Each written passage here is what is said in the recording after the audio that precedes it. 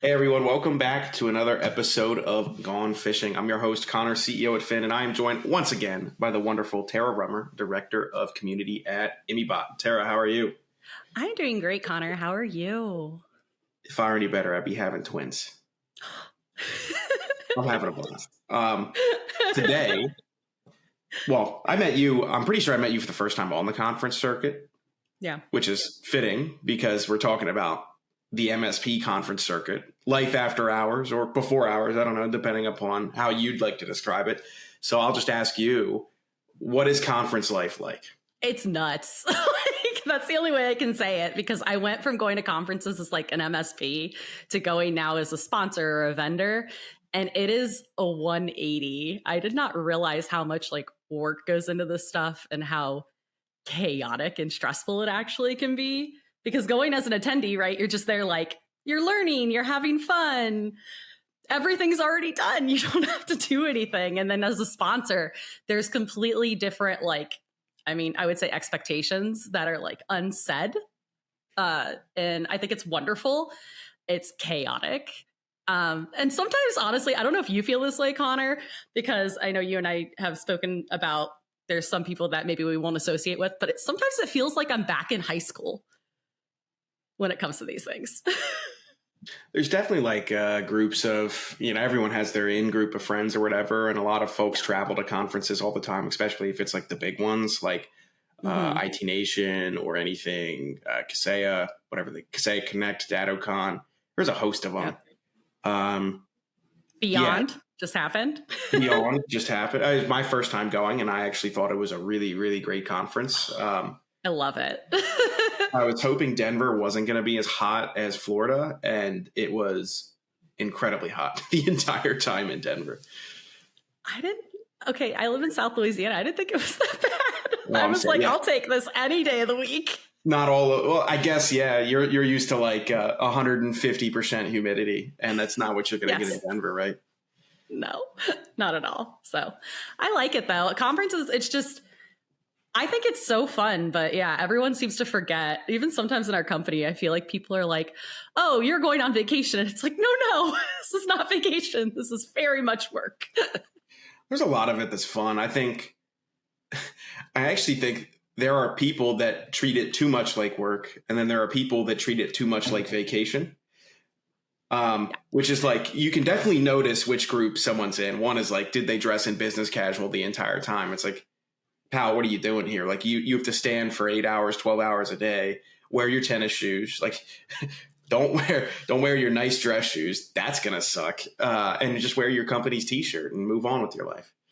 Whenever I see women in heels, I'm like, girl, like, no, wear some platform tennis shoes. You're going to be here for 12 hours. You're going to be here for 12 hours.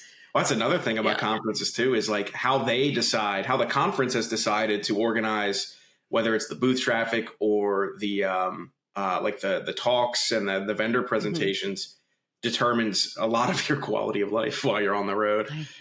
It really does. Somebody asked me recently, they're like, so how often are you on average in your booth? And I was like, it legitimately depends on the conference. Like it can be 12 hours, you're open all day, like, 8 a.m. to 8 p.m. I'm like, or it could be, you get a 30-minute slot here, an hour there. I was like, it really just depends. You don't really know. So what were your thoughts? I saw you at Beyond. So what were your thoughts of how Beyond organized everything? I thought Beyond was pretty good. They gave a lot of time for kind of like community and being outside of that vendor hall, which is great. I do think that we could have done a little more vendor time. The one thing I found a little odd was not having that first night party or whatever welcome reception in the vendor hall. I felt like that might have been a little bit of a miss. I think that should have been in there. But yeah, I think the rest of it was okay. Very short vendor times. I think it was 6 hours over the 3 days. Yeah. Well, over, I guess, 2 days, because I guess they didn't count Sunday. I don't really know. Other times it's like the booth opens at 8 and it doesn't close till 8. And you're like, oh, I gotta have somebody staff this the whole time. Well, and I know you guys bring like a ton of people to some conferences, and we typically only bring like 2. So I'm like, oh, are we going to get to eat lunch today? Like, is this happening? Actually, it happened at IT Nation Connect, and it wasn't their fault by any means. It was I kept forgetting to eat, and people just kept being in our booth. And so we just didn't leave it. And every night at midnight, one of my friends who has an MSP out of Hawaii, he would buy me a pizza because he's like, you didn't eat all day, do you? I'm like, nope, I forgot. Like, it's just busy. So. Oh, and even if the conference food is great, I hate eating at the booth time. I don't know if it's like, yes. I just eat enough to get very uncomfortable. And then I'm also standing for 8 hours. And so it's like, yep. Wow, this is the worst of both worlds. I'd rather be hungry and running off of coffee than full and eat this food. And it's funny because when I'm at home, I don't drink a ton of caffeine. And then I go to a conference and it's like, oh, an IV of a coffee, basically, like in my arm the whole time. So, and I mean, and then in our case, Josh and others with dietary restrictions. So it's like, what do you do for people who aren't accommodated very well by events because of either they're not able to or because it's so difficult? Well, we have the cheat code, actually. What we do, and Josh and I have found this after traveling so many times with each other. Yeah. We just find the best rated, I think it's South Indian. I think South Indian food is more vegan. And so we'll find the best South Indian vegan restaurant, and then I get my stuff, he gets his stuff, and then our entire company will end up afterwards just eating dinner together, like in the hotel lobby by DoorDashing Indian food. And one thing you have to do what you have to do. Yeah, it's also very delicious, so I don't care. It's probably better than the conference food, honestly. Oh, way better. I don't know if it's better for you, but it definitely, it's tastier for sure. Tastes better, yeah. One thing that we started, that we said from the very beginning is like, if you gotta I know that some companies handle like food and expenses with like per diem or an expense account or something like that. We have expense accounts and all that, and there are rules around all that. But our thoughts with conferences are like, if you'd be more comfortable by spending $15 more a day, DoorDashing yourself food instead of getting it in the hotel, or by going to bed early instead of staying out to, I'm sure we'll get to it, hang around after hours, whatever it is. It's like, if you would be 10% more comfortable, it's like, just spend the money. It's like, now there are limits. It's like, oh, I want first class travel. It's like, no. It's like, I'm not even going to buy myself first. I feel that's wasteful. Yeah. That's not making you comfortable. That's being wasteful.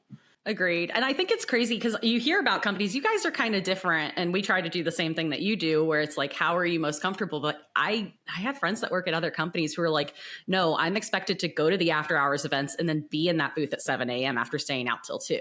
Like, that is the expectation. And I was told to like treat a day at a conference as literally like a 24-hour day. But when I was at Beyond, I mean, we sponsored the MSP initiative party, and I just, after that day in the booth, I could not. It's like, and I had set the booth up because my person that was with me, because Darren couldn't attend, was actually attending the conference. So I basically put our booth up by myself, and I was doing all this other stuff. And I was just like, I can't. I ordered a pizza and I crawled in my bed.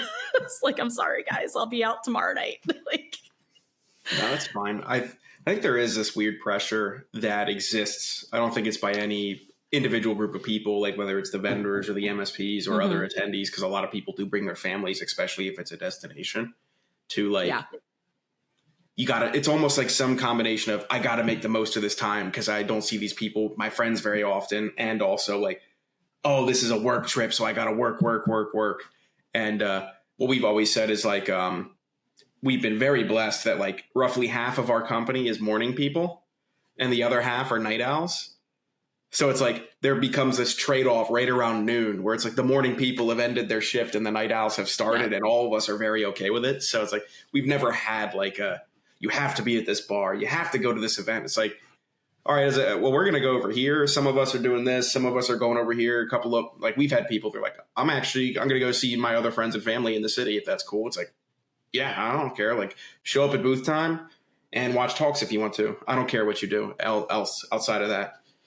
Yeah, no, that's awesome. And I've said it before, you guys have such a good culture, and that comes from you and Josh, right? Like, this is how you've chosen to run your business, and everyone's just a little different. And for us, I guess it's, I put pressure on myself, I think, more so than anybody else would put pressure on me to like go to the evening events and be that person that's like there repping ImmyBot. Granted, you'll never see me in an ImmyBot shirt at an after hours event, because if I start drinking, nope, in a different outfit. I don't believe in that.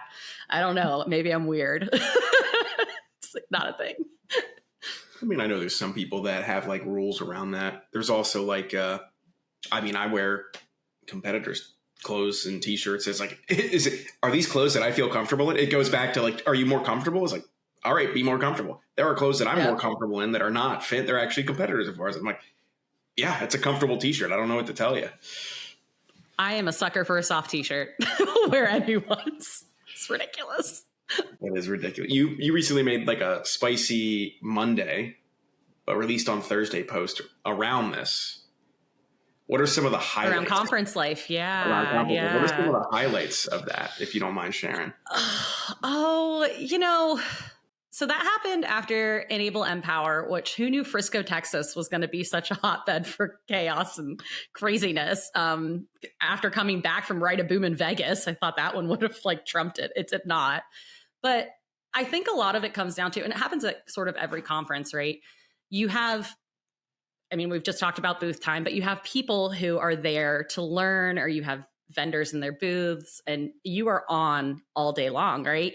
And then in the evening, you're going to decompress, and that's going to be in any way that you see fit. For me at Beyond, part of it was getting in my bed and eating pizza, but a lot of it is the evening events have, free flowing alcohol. You can always, even I say this, if you see us at the bar, we're going to buy you a drink, or a coffee shop, we'll buy you a coffee, whatever. But I think it's that I think you already said it. You don't get to see these people that often. And so you're like, oh, I need to spend as much time as I can. And being adults, a lot of that focuses on alcohol, which can lead, to some shenanigans. And most of them are harmless. Let's be honest.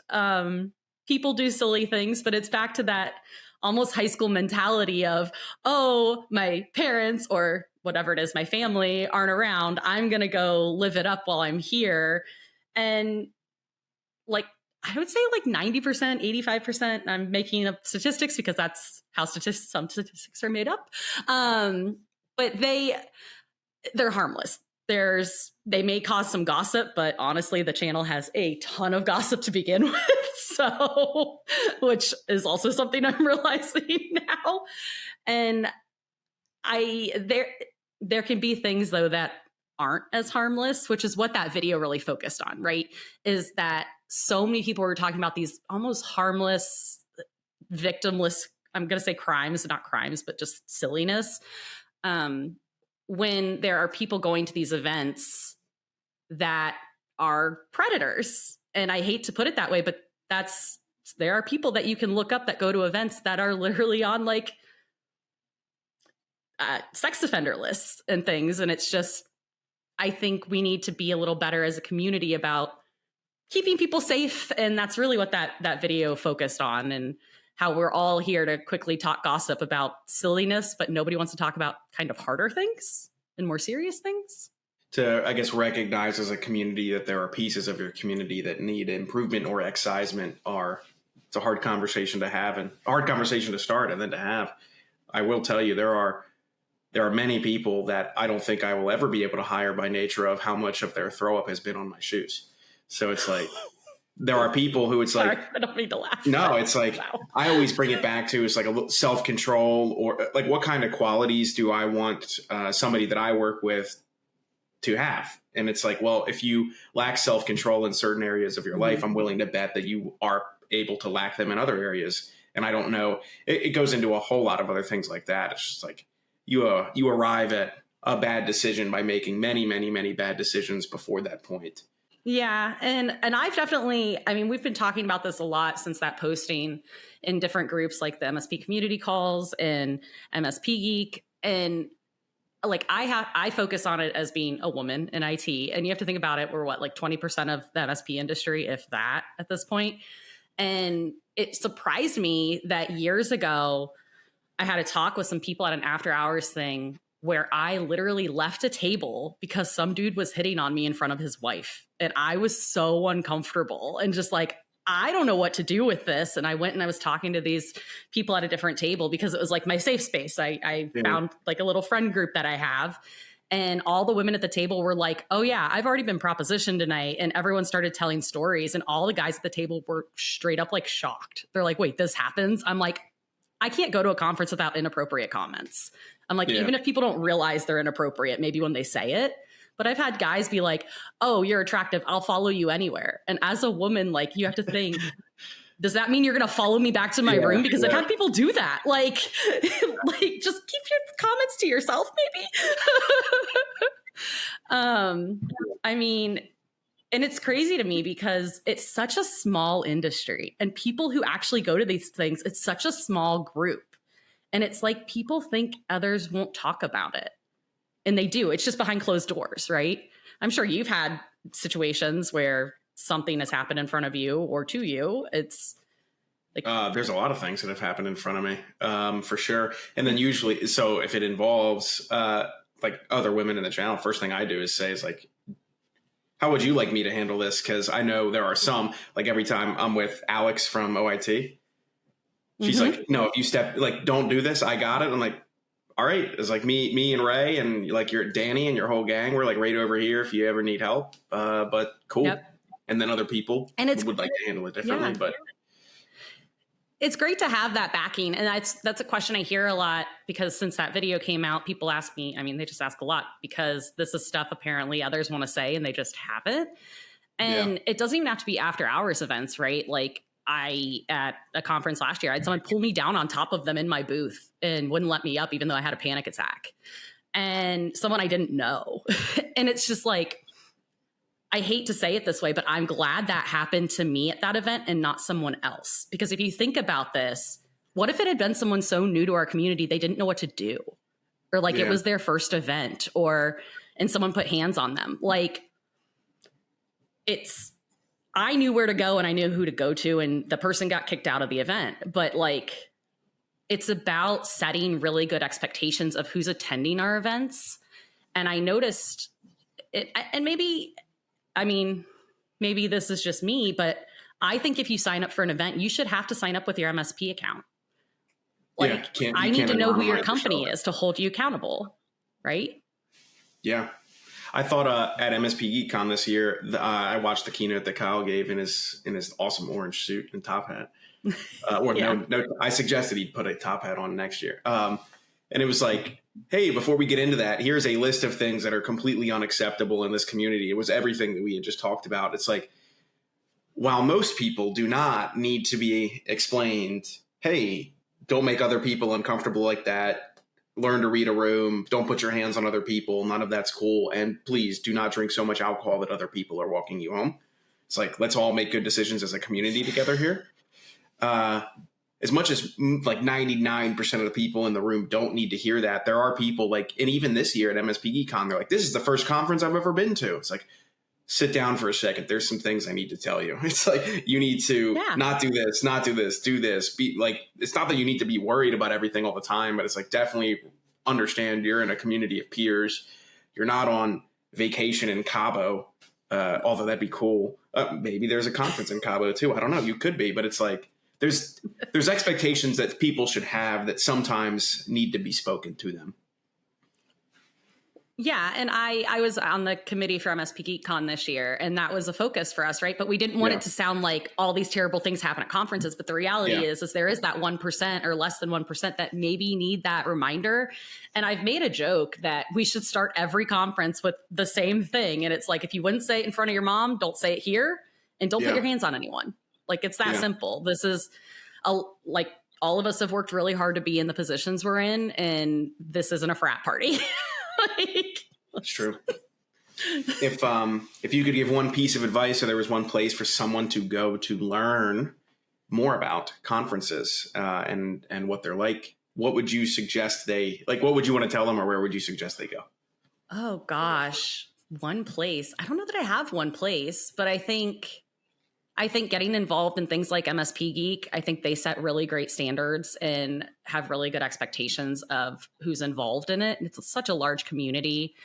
You're going to find somebody you jive with. I would say that one, or jump on something like the MSP community call that Ken Patterson puts on.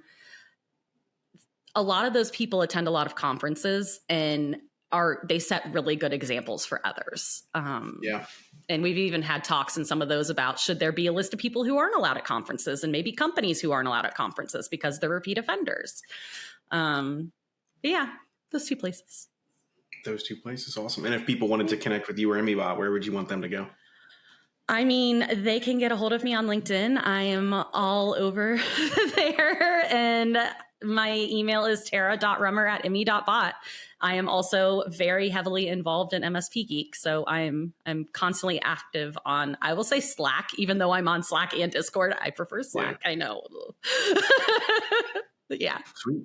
Well, folks, if you want to connect with Tara or Immy, feel free to do so. Super active on LinkedIn. I see her post all the time. And MSP Geek is how I got started. That community is how I got started here. So I'd highly recommend to go to, what is it, mspgeek.org? I think so. I think it's You know what? I'm saying these words. We'll have the correct links in the show notes. So forget what I say. Go read what I wrote. There you go. And there's a page there where you can fill out a little form, join the community, and start asking people all sorts of questions. I think there's, whatever it is, like 20,000 people in that community now. So yeah, come talk to me in the ImmyBot channel. Go talk to Tara in the V-ImmyBot channel so that she has somebody to talk to. Sweet. All right. Well, Tara, thanks for joining. Folks, thanks for listening. We'll see you on the next episode. Bye. As always, everyone, thanks so much for tuning in to Gone Fishing. If you want to find out more about high-quality security awareness training campaigns, how to launch them in ways that actually engage employees to change their habits, then check us out, Phin Security, at phinsec.io. That's phinsec.io. Or click all of the wonderful links in our show notes. Thanks for fishing with me today, and we'll see you next time.